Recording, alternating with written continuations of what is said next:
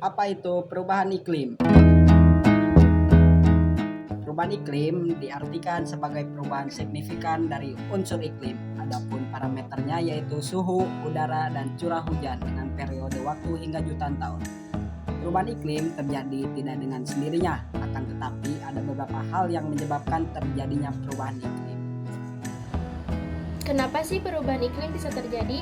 Nah, perubahan iklim terjadi disebabkan karena adanya pemanasan global, yang mana pada kondisi ini terjadinya peningkatan konsentrasi gas rumah kaca yang terdiri dari karbon dioksida, metana, nitrogen, dan sebagainya.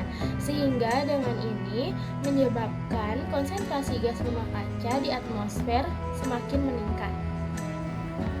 Perubahan iklim merujuk pada perubahan jangka panjang dalam pola cuaca global, berkaitan erat dengan peningkatan suhu rata-rata bumi atau pemanasan global yang disebabkan oleh peningkatan emisi gas rumah kaca akibat aktivitas manusia, terutama pembakaran bahan bakar fosil dan deforestasi.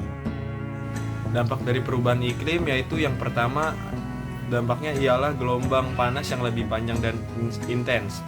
Perubahan iklim dapat menyebabkan gelombang panas yang lebih panjang dan berakibat kemarau berkepanjangan, tidak seperti biasanya. Kedua yaitu dampaknya banjir dan topan. Perubahan iklim juga dapat meningkatkan risiko banjir dan genangan air. Cuaca ekstrim juga dapat berupa badai dan topan yang lebih kuat dan sering terjadi. Dampak yang ketiga yaitu peningkatan risiko kesehatan, yaitu cuaca ekstrim juga dapat berdampak negatif pada kesehatan manusia. Beberapa upaya yang dapat dilakukan untuk mengurangi dampak perubahan iklim. Berikut contoh yang dapat dilakukan. 1. Menghemat energi. Melakukan kebiasaan menghemat energi di rumah dapat mengurangi dampak perubahan iklim dengan cara matikan lampu dan penggunaan listrik yang tidak digunakan. 2. Menggunakan transportasi umum.